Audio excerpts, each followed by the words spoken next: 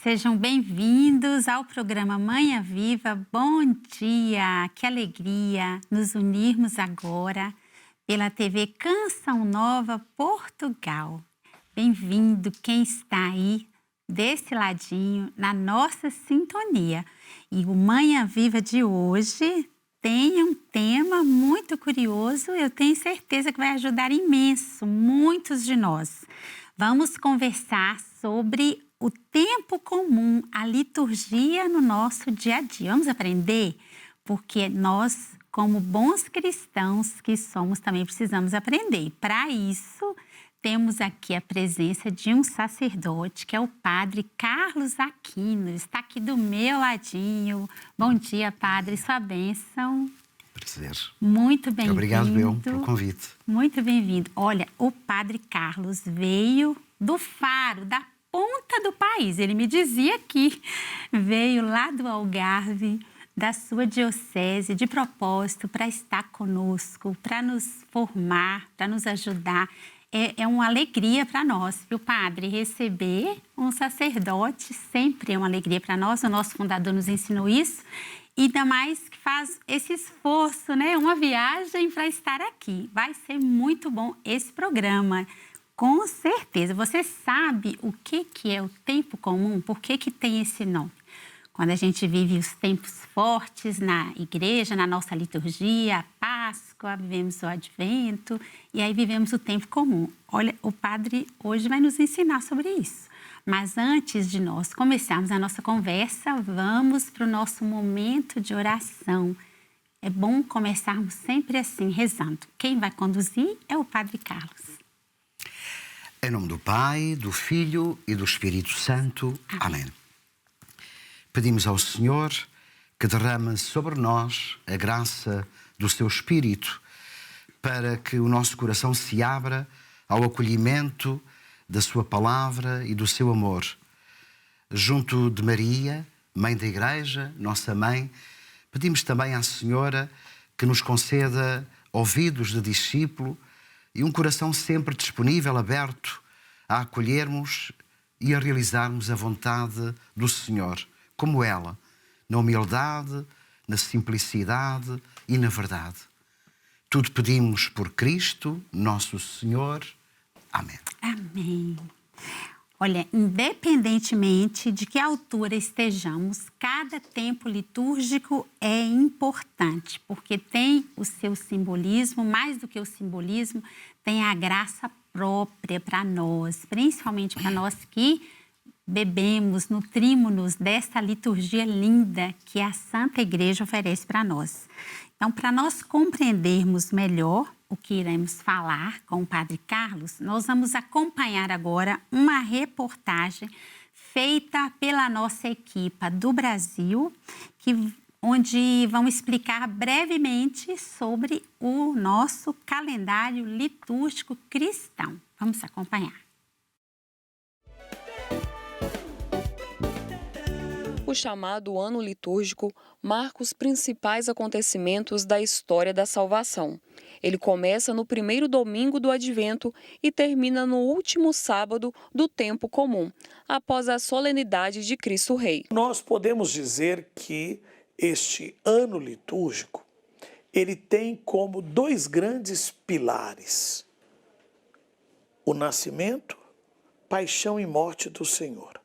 Dentro dessa realidade, né, a igreja organiza para nós uma catequese, para que a gente amadureça enquanto seguidor de Jesus Cristo. O ano litúrgico cristão passa por 3 ciclos, também chamados de anos A, B e C. É uma forma da gente poder perpassar a Bíblia como um todo.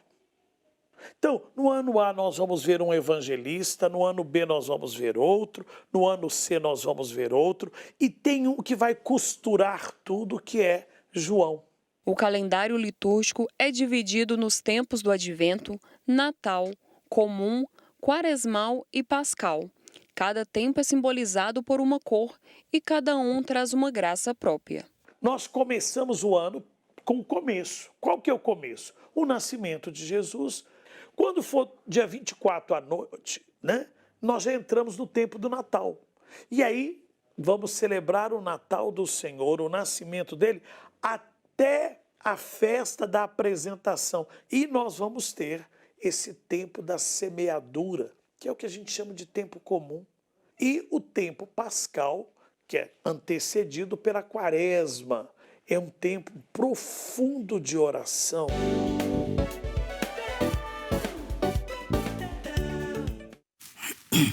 Então, Padre Carlos, muito bem-vindo mais uma vez, muito gosto conversarmos aqui com o senhor. A primeira vez no Manhã Viva, não é? É verdade, é verdade. É uma alegria estar aqui convosco neste momento de partilha com todos. Sou um irmão que vem de longe, mas vem com o coração também cheio para partilhar e também sempre percebemos, não é, da fraternidade, do acolhimento neste momento também e da partilha da nossa fé. É isso, Padre. O Manhã Viva é uma conversa, uma partilha. Nós cá e quem está em casa também acompanhando. Mas nós víamos na reportagem, Padre, dizia que o tempo comum é um tempo de semeio. Por que, Padre, essa expressão que o sacerdote usou? É muito importante percebermos que nós cristãos não vivemos o tempo apenas na sua cronologia, mas vivemos o tempo a partir dos mistérios de Cristo e da atualização desse mistério na nossa própria vida. Isso é o específico do que chamamos até tempo comum. Não celebramos nenhum mistério particular da vida de Jesus, como acontece na Páscoa, que é central na nossa vida cristã, é o acontecimento fundante até na organização do culto e religiosa da nossa vida. E depois também o mistério do Natal, do seu nascimento, porque aquele que morre e dá a vida por nós foi o mesmo que nasceu em Belém. E o tempo comum, não celebrando nenhum mistério particular da vida de Jesus, não é um tempo de ausência. Pelo contrário, é um tempo de imensa fecundidade, porque somos convidados neste tempo a acolher a pessoa de Jesus para também nos identificarmos a Ele e transformarmos a nossa vida pela sua palavra, que vamos escutando domingo a domingo. Portanto, a palavra vai semeando no nosso coração aquilo que é a própria identidade de Jesus, que constituiu a sua missão, para nos ajudar a nós hoje, cristãos, também a caminharmos como discípulos de Jesus. Em cada domingo, na palavra que é proclamada, vamos sempre também revendo a nossa própria identidade e encontrando também propostas para o caminho da nossa vida cristã e da nossa identificação a Jesus. O tempo comum não é um tempo de ausência ou de vazio, ou menos importante que os chamados tempos fortes da Igreja. Pelo contrário, é o tempo onde nos vamos forjando como cristãos, onde vamos aprendendo a viver aquilo que Jesus nos pediu, nas bem-aventuranças, certamente cumprindo e realizando também na nossa vida o que Ele realizou na sua, a fidelidade a Deus no cumprimento dos mandamentos e fazendo também de Jesus caminho para a nossa vida e da nossa vida caminho para nos encontrarmos com Deus. Por isso é um tempo tão fecundo e tão belo. E eu queria sublinhar esta dimensão que me parece significativa. Sim. É exatamente darmos valor ao nosso tempo. Não como ausência de Deus, mas como um tempo onde Deus está presente na nossa vida. Nos fala em cada dia, nos transforma pela sua palavra, que nós acolhemos sempre como uma proposta de vida e de luz para a nossa vida. E nos fala sobretudo a partir do Filho de Jesus, que nos vai indicando a estrada para não nos desencontrarmos, não desafinarmos, não descarrilarmos neste desejo que temos de ser felizes.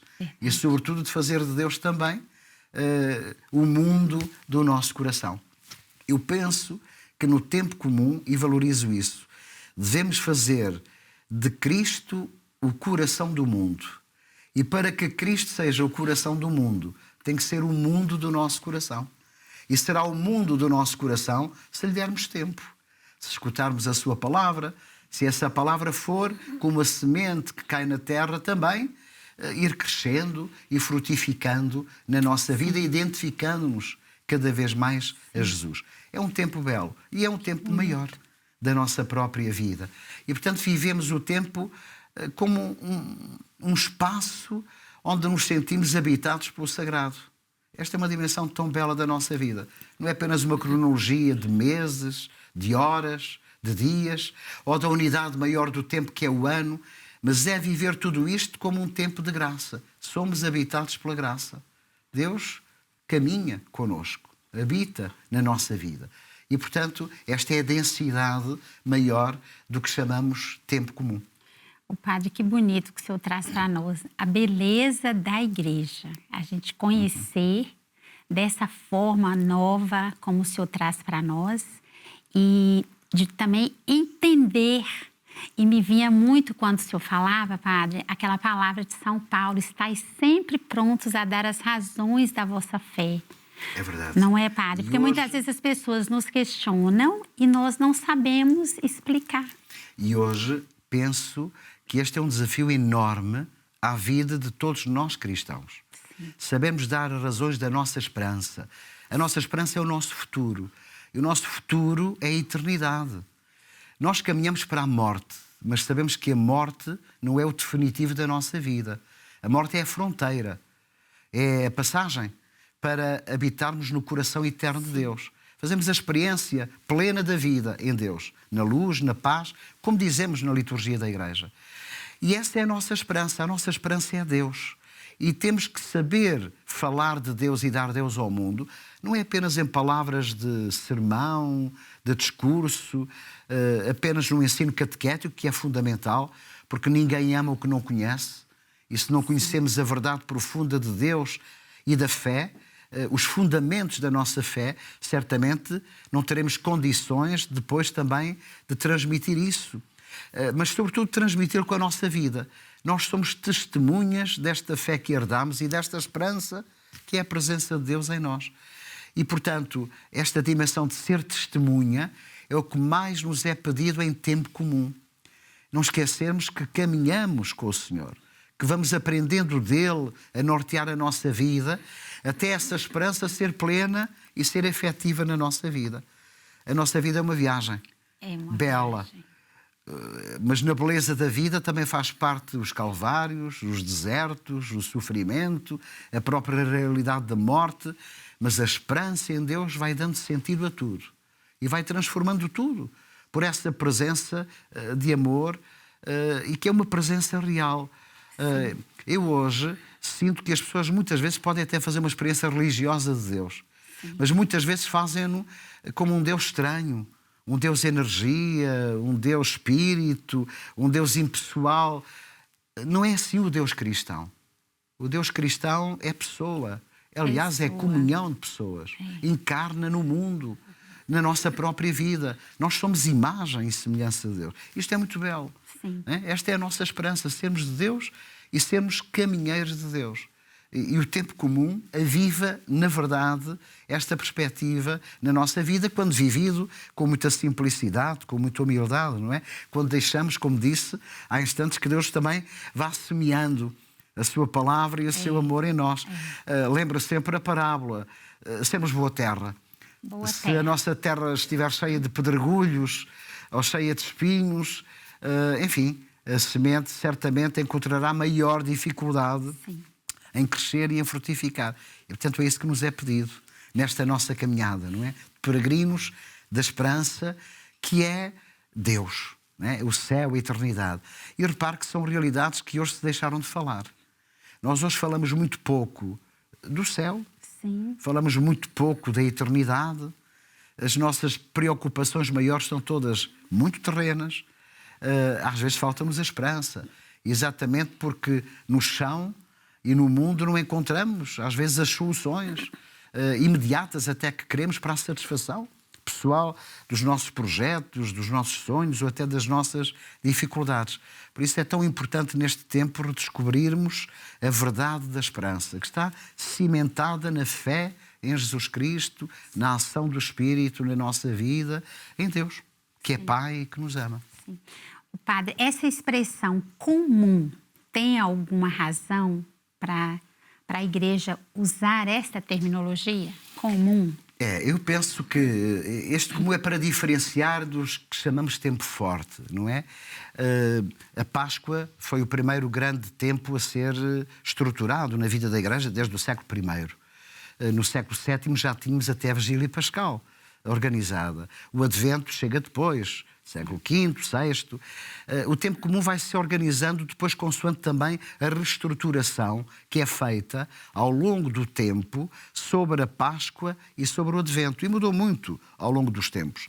Trento atualizou um bocadinho e sistematizou, depois a grande reforma do Concílio Vaticano II, a introdução geral ao missal romano, tem depois as orientações agora atuais sobre o próprio calendário litúrgico, que já contempla exatamente este tempo comum, que é isso, é celebrarmos no decurso do tempo, não nos grandes tempos em que celebramos os mistérios tão importantes da vida do Senhor, como seja a sua morte e a ressurreição e glorificação e a entrega do Espírito, como o seu nascimento, e os tempos que preparam estes grandes acontecimentos, a Quaresma para a Páscoa e o Advento no Natal, mas o comum é depois o tempo em que acompanhamos a vida de Jesus.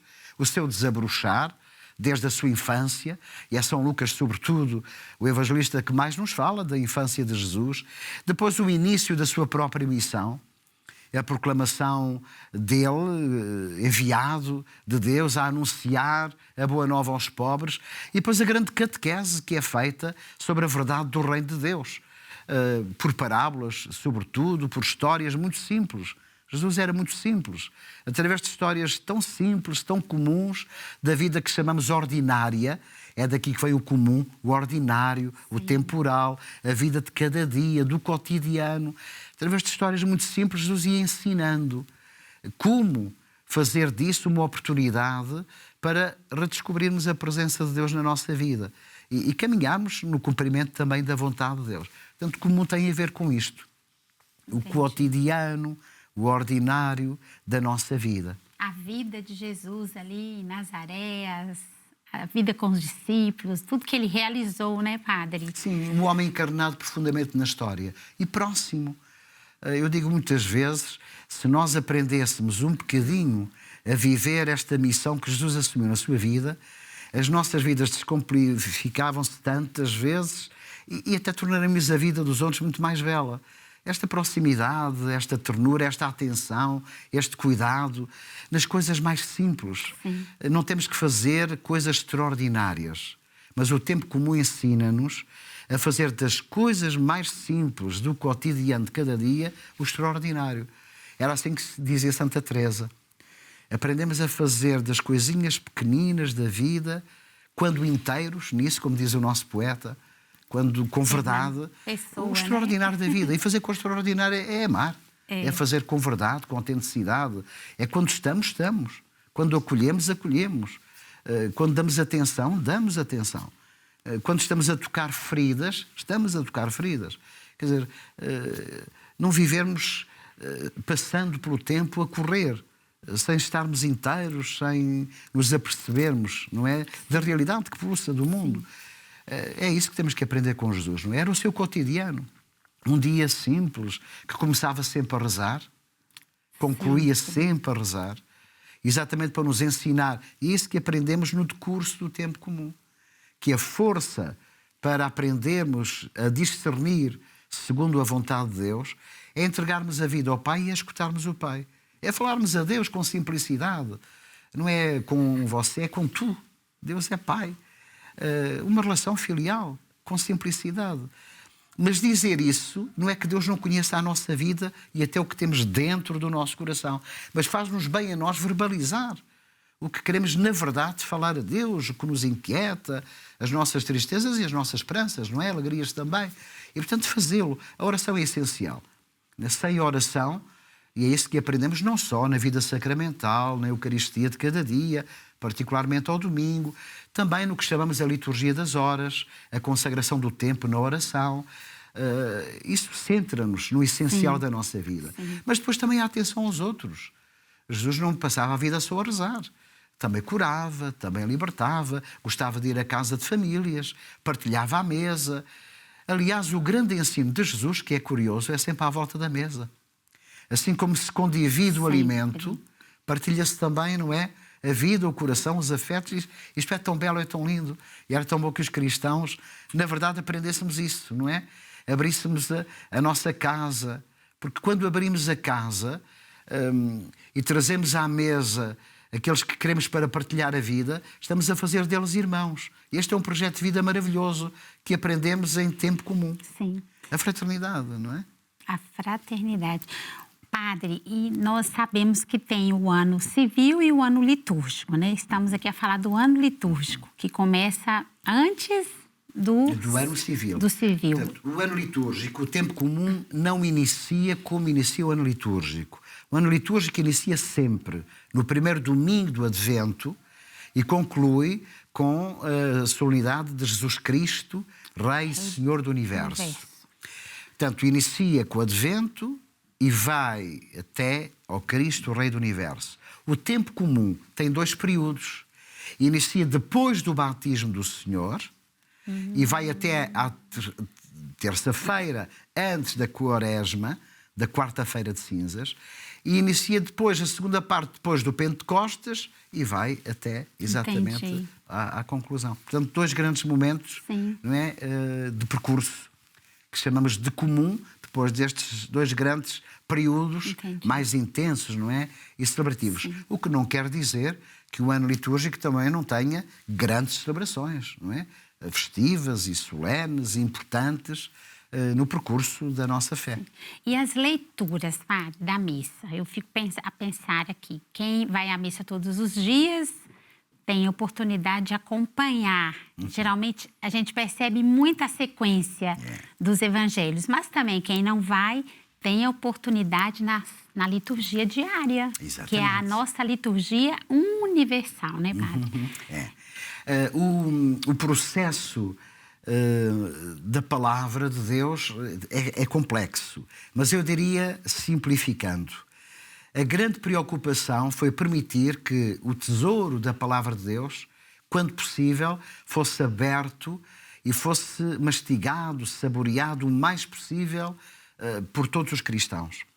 E, portanto, até se constituiu os chamados ciclos, não é, do ano litúrgico, o ciclo A, ciclo B e ciclo C, onde, particularmente nos evangelhos, centramos um evangelista para fazermos o nosso percurso de identidade e de missão cristã a partir da identidade e da missão cristã de Jesus apresentado por esse evangelista.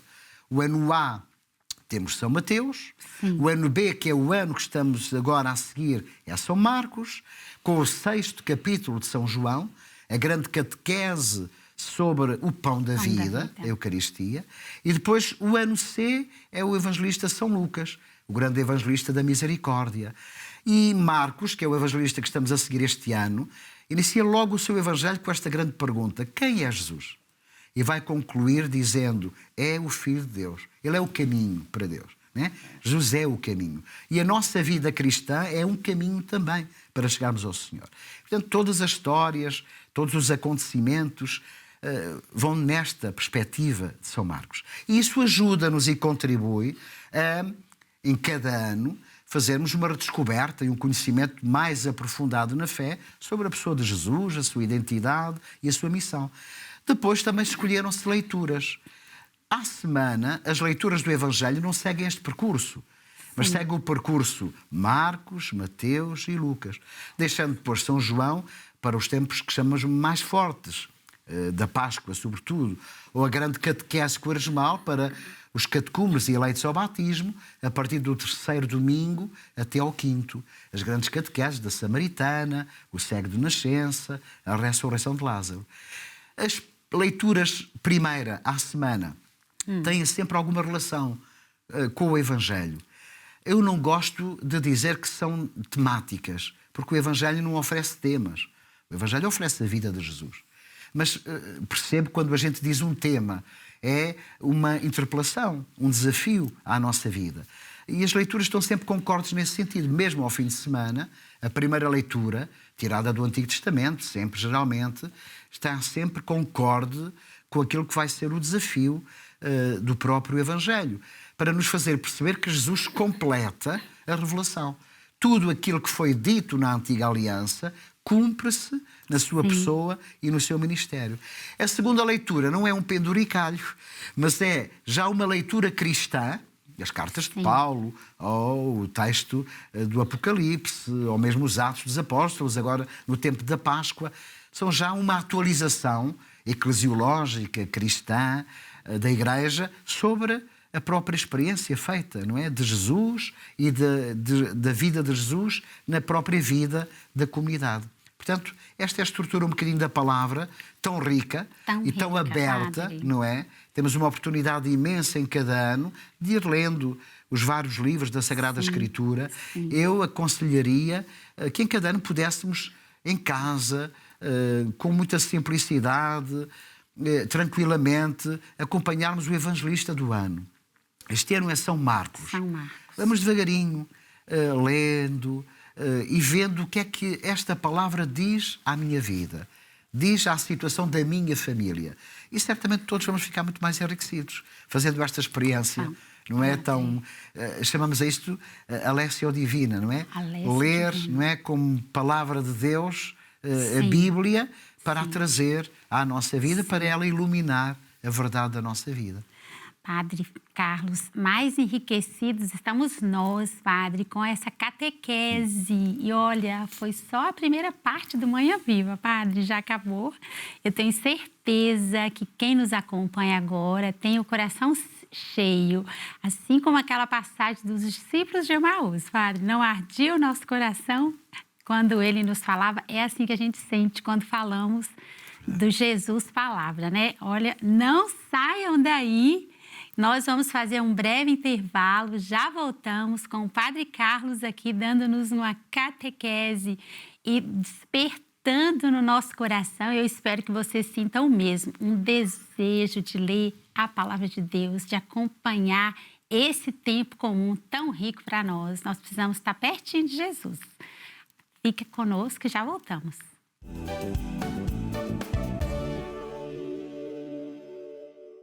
Estamos de volta com o Manhã Viva de hoje, conversando com o Padre Carlos Aquino, que veio lá do Faro, da Diocese do Algarve, para estar conosco, falando sobre um tema muito interessante para nós aprendermos e aprofundarmos mais, que é o tempo comum, a liturgia no nosso dia a dia. Estamos aqui à conversa com o Padre Carlos, aprendendo muito, porque o padre é professor também lá no seminário, né, Padre? Em Évora. Em Évora, olha que beleza. Temos uma casa de missão em Évora, Padre, uma imersão, né? Já temos lá, né, irmãos da comunidade, num apostolado muito bonito lá em Évora. Queremos também mandar um abraço para os nossos irmãos. Então, o padre está cá, dando-nos essa aula, essa catequese, porque, como o Padre Carlos nos dizia no primeiro bloco, só se ama o que se conhece. E se nós não conhecemos bem a nossa fé, como vivê-la, também não vamos amar a nossa igreja, né, Padre? Vamos continuar aqui a nossa conversa, onde ele nos explicava. Como eu dizia, ele é coordenador, né, da Pastoral Diocesana de Liturgia, tá nos ensinando muito. E eu queria que o senhor falasse para nós, Padre, sobre essa questão das solenidades e das festas, né? Qual é a diferença? As orientações do calendário litúrgico são muito simples nesta questão. Dizem que as solenidades são, no fundo, festas grandes que nunca se omitem na celebração da vida da Igreja. Muitas delas, pela importância, até são antecipadas, ou como a vigília, têm as chamadas primeiras vésperas na liturgia das horas.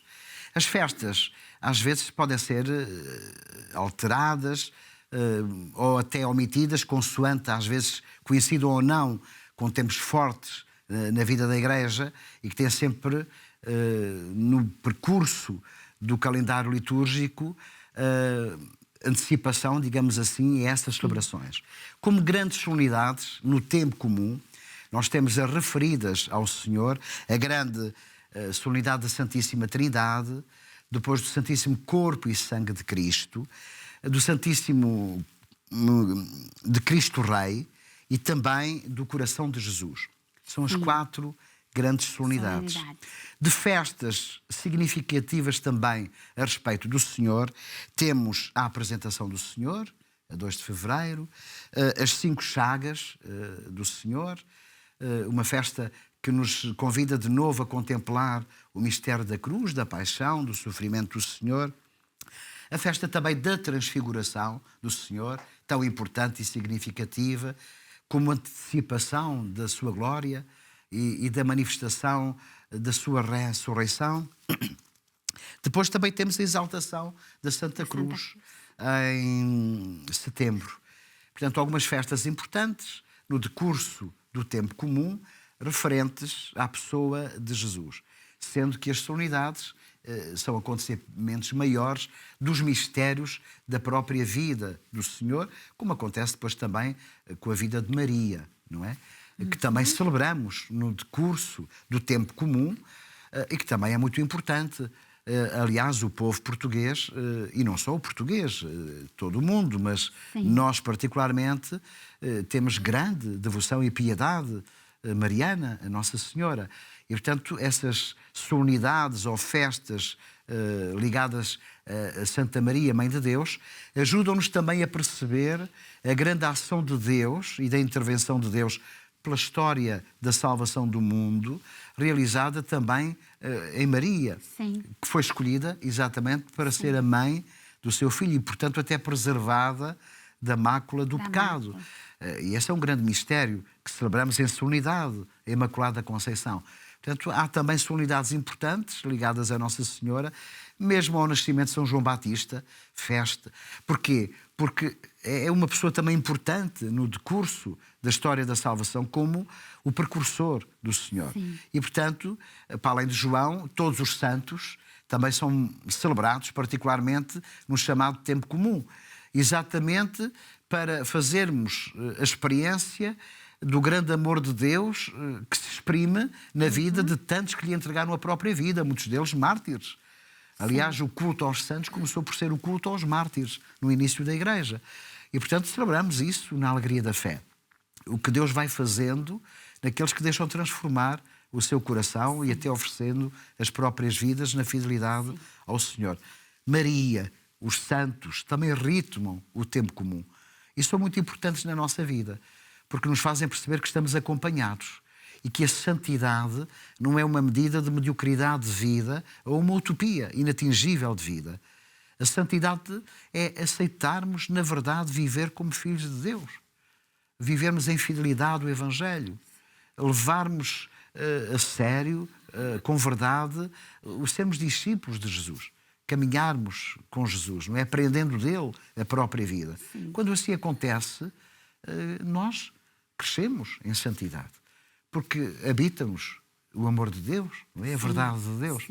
E, portanto, os santos, Maria, também contribuem e, por isso, dedicamos estas solenidades e estas festas para valorizar estes grandes mistérios acontecidos na vida do Senhor ou de Maria, na nossa própria vida. Padre, o senhor falava de solenidade. Me ocorreu aqui uma questão. A Anunciação do Senhor é uma solenidade, não é? Do 25 de março. Que na época da Quaresma, ele... É transferida, quando conhecida, exatamente como aconteceu este ano. Porquê? Porque as solenidades nunca são omitidas. Isso que pela importância que têm na própria história da salvação, nunca omitimos aquilo que celebramos, que são as grandes verdades da fé, reconhecidas, acontecidas na vida do Senhor ou de Maria, e por isso são sempre celebradas. Quando conhecido, como é o caso, num tempo que tem preferência a essa celebração, é transferida para um outro dia, como foi este ano, mas sempre celebrada. Então pode-se fazer isso, transferir para um outro dia. O que não pode é deixar de celebrar. Exatamente. E a cor verde, padre, no tempo comum? A cor verde é muito significativa porque o verde tem a sua simbólica de esperança, de fecundidade e de vitalidade da vida. Eu penso que é sobretudo estas 3 grandes dimensões que a cor verde evoca como símbolo do tempo comum. A esperança, a fecundidade da vida, que vai acontecendo até na evolução e nos ritmos das próprias mudanças de estações, que fazem parte da nossa vida. A primavera, o inverno, o outono, não é? O verão. e a própria vitalidade, não é, de uma vida que se vai abrindo ao Senhor. Não é? Consoante o tempo nós também vamos mudando, vamos renascendo. Eu acho que a palavra renascer é uma das palavras mais belas do nosso dicionário, porque é a que mais nos identifica. Desde que nascemos fisicamente e que somos uma pequenina semente no seio da mãe, até que havemos de nascer para a eternidade, na verdade estamos sempre a renascer. Estamos sempre a recomeçar. Não é? E é um verbo tão belo para dizer a vida, não é? E o tempo comum dá frescura, dá sentido, dá profundidade a este renascimento, não é? A esta esperança, não é? Este desejo de futuro, que é um desejo em Deus. Não é? E, portanto, a fecundidade, a vitalidade que esta cor, não é, evoca, como uma árvore. Eu acho que é bonita esta imagem da árvore, tão simbólica também, não é? Com raízes sólidas na terra, mas que se vai abrindo, não é? Com o seu verde e depois com os seus frutos. Não é? Ou a construção da casa. Aliás, Jesus está lá no Evangelho. Podemos construir sobre a rocha ou construir sobre a areia. O tempo comum, de facto, também é um tempo de decisão. Para irmos percebendo se estamos a edificar a nossa vida sob a rocha firme, o fundamento firme da fé que dizemos ter, não é? E da esperança e do amor que nos unem a Cristo, ou se estamos a construir e edificar sobre a areia. Não é? Se não há fundamentos, se não há alicerces sólidos na vida. E depois há a primeira tempestade, intempérie, dificuldade, crise. Muitas vezes sucumbimos porque falta o fundamento, falta o alicerce, não é? Falta a estrutura. E, portanto, o verde simboliza, não é, tudo isto, que é tão importante e significativo. Sim. Para vivermos bem as grandes solenidades, né, Padre, que geralmente nós vemos as igrejas mais cheias nas grandes festas, não é? Quaresma, Páscoa.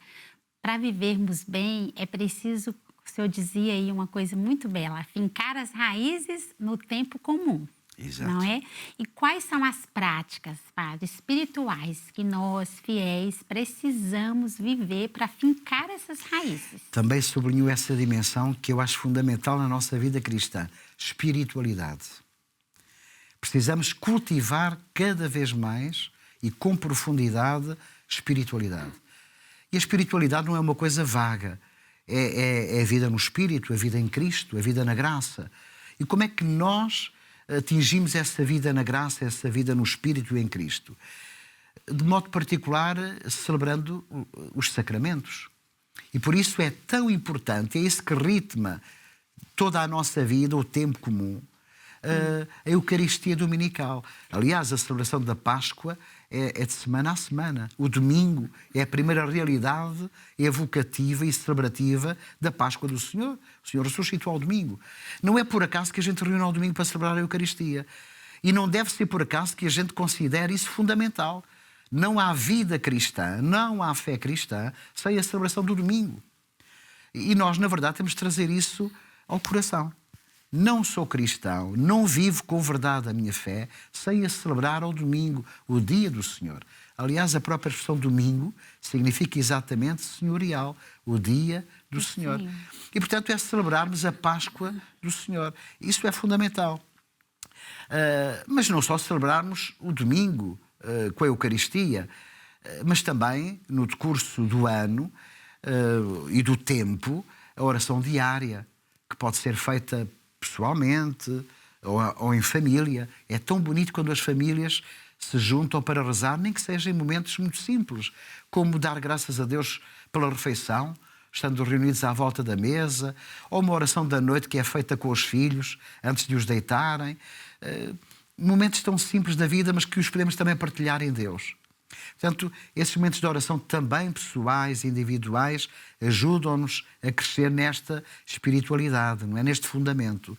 Mas depois também há um sacramento muito importante que eu acho que nos deve acompanhar ao longo da nossa vida e que não é apenas sacramento para se receber a comunhão, mas é sacramento para a nossa conversão, para a nossa santidade, para o nosso permanecermos em Jesus, que é a reconciliação. Esse é um sacramento que podemos celebrá-lo, não escrupulosamente, obviamente, todos os dias, porque acho que somos certamente pecadores e pecamos todos os dias. Mas não teremos, enfim, que nos confessar todos os dias, mas celebrar com muita verdade esse sacramento para nos ajudar a crescer e a permanecer na graça. E eu noto que hoje há um grande desconhecimento e até afastamento da necessidade e da vivência deste sacramento, que na verdade é difícil, porque nos ajuda a reconhecer o nosso pecado, a nossa fragilidade, a nossa desafinação.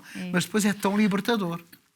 Porquê? Porque acolhemos a graça de Deus, a santidade de Deus, exatamente para termos uma vida a dar fruto no Espírito. Não é?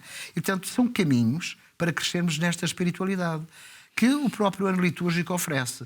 A vida sacramental, a oração pessoal, a reconciliação, mas depois não podemos esquecer o mundo, nem a nossa vida, nem aquilo que também constitui a nossa vida, que são as relações com os outros. E, portanto, a caridade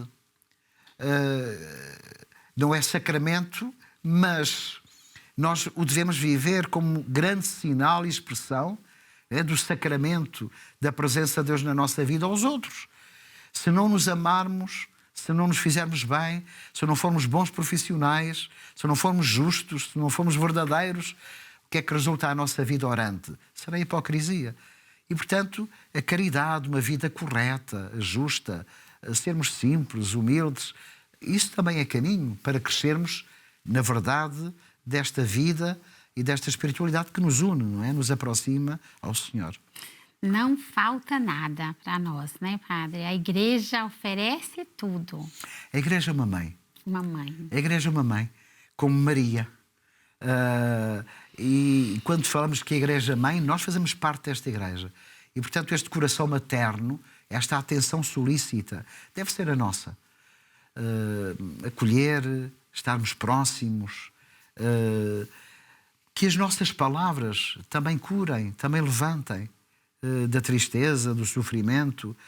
Nós não curamos fisicamente, mas quando damos tempo, quando abrimos o coração, quando acompanhamos, podemos libertar tantas pessoas, curar tantas outras, levar sentido a tantas outras. É isso que o Senhor nos pede. E a Igreja tem essa missão, de ser mãe, de acolher, de conduzir a Jesus. Aliás, Nossa Senhora não deseja, se a amamos com verdade, que fiquemos nela. Porque do que conservamos de Maria, das poucas palavras que o Evangelho conserva, uma das mais belas é: fazei o que ele vos disser. Foi dito em Caná. Portanto, Nossa Senhora dá-nos sempre o Filho, remete-nos sempre ao Filho. Sim. Porque o Filho é que nos salva. Ele é que é a fonte da nossa vida. E, portanto, sermos e vivermos esta maternidade com a Igreja é também levarmos ao Filho, conduzirmos a Jesus. Aliás, o Papa Francisco tem feito um grande esforço profundamente renovador na vida da Igreja neste âmbito. Padre, e essa questão da unidade das leituras, que eu acho bonito, qualquer lugar do mundo onde nós pudermos estar, por exemplo, na celebração da Eucaristia, o tempo comum favorece também isso, né? É a mesma leitura, Padre, essa a unidade. Unidade é a nossa comunhão, a mesma palavra, que se parte e reparte como o pão, para nos alimentar a todos, não é? Mas é escutada quer aqui, quer em Roma, quer na China, quer no Japão, quer em África, a mesma palavra. E é interessante, porque quando a estamos a escutar aqui na celebração, podemos trazer ao coração este sentimento.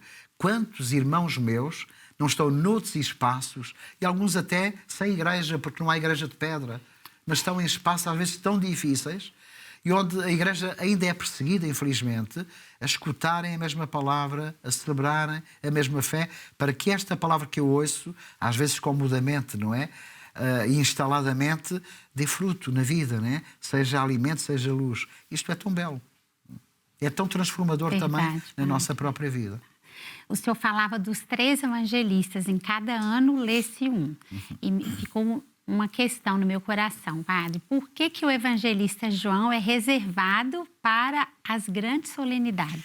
Talvez por ser o evangelista mais teológico, digamos assim, com uma catequese muito mais aprofundada do mistério da identidade e da missão de Jesus.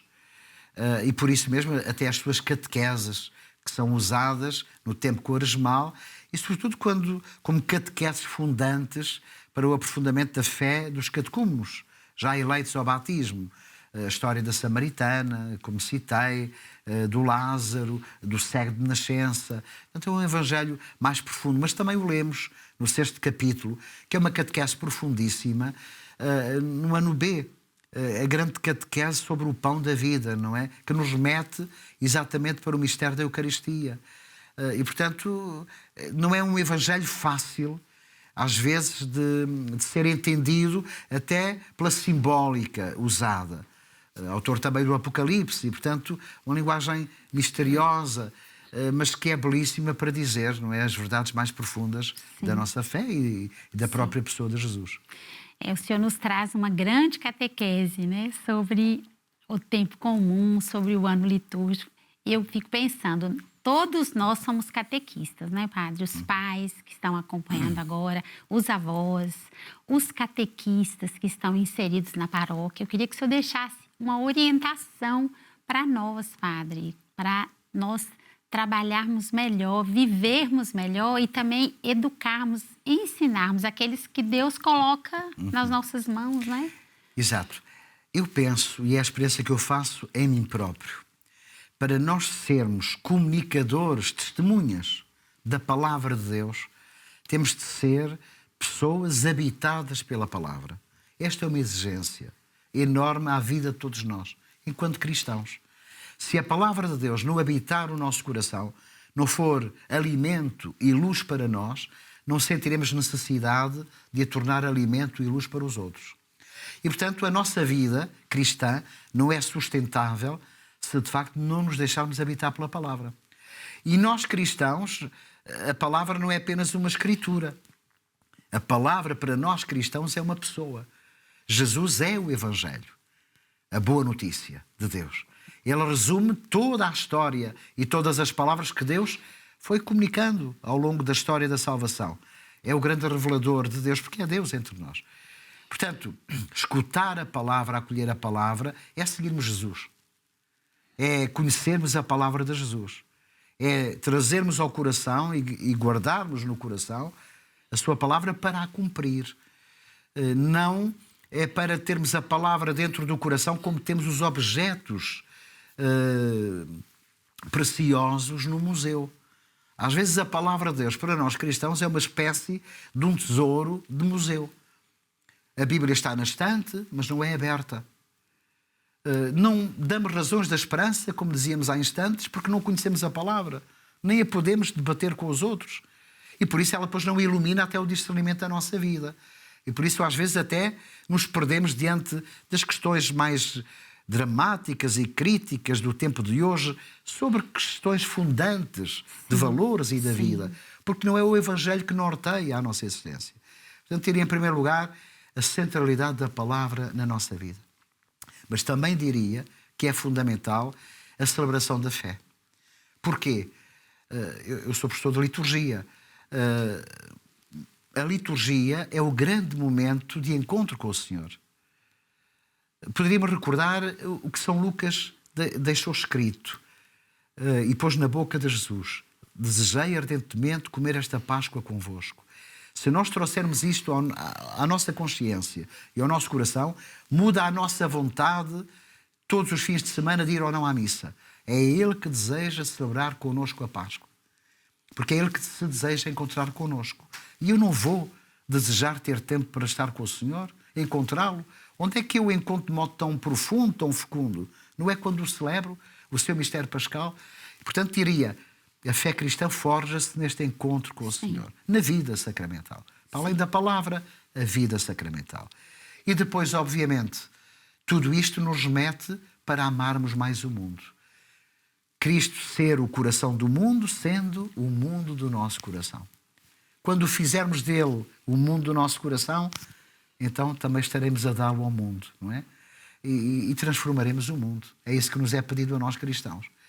Muitas vezes me pergunto, e já tenho provocado os meus cristãos, vocês vêm à missa, mas quem está aqui na cidade a viver connosco sabe que somos cristãos, até de mim, padre. O que é que nós falamos de modo diferente deles? O nosso olhar é diferente, o nosso modo de falar, o nosso modo de agir. Bem, mas se a gente tem o Senhor connosco, somos necessariamente diferentes. Na maneira de ver as coisas, a começar por nós próprios, os outros, o mundo, na maneira de falar, na maneira de agir. É isso que nos é pedido. Fazê-lo com fé, com esperança, mas com alegria. A alegria deve habitar a nossa vida. E a alegria é a presença do Espírito Santo na nossa vida. Não é apenas um sentimento exterior, não é? É a presença do Espírito Santo na nossa vida. E, portanto, diria isto. Estes caminhos ajudam-nos e contribuem para testemunharmos o Evangelho no mundo.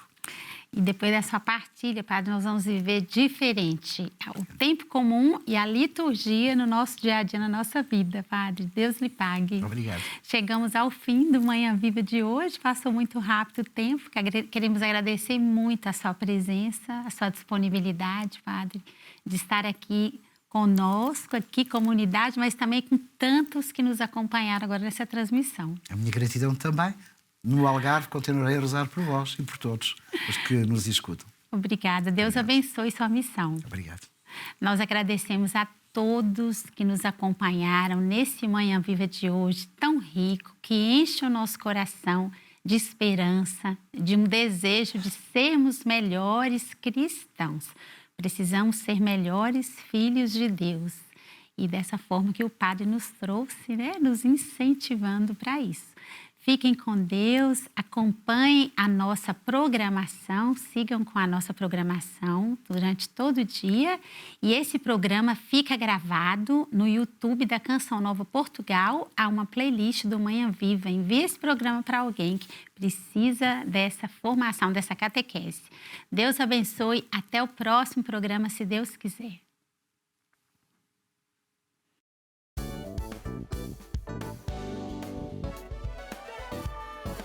Se gostou deste programa, clique aqui na nossa playlist aqui em baixo para ver outros episódios. Se ainda não subscreveu o nosso canal do YouTube, faça-o já clicando neste botão aqui do lado e será logo o primeiro a saber todas as novidades.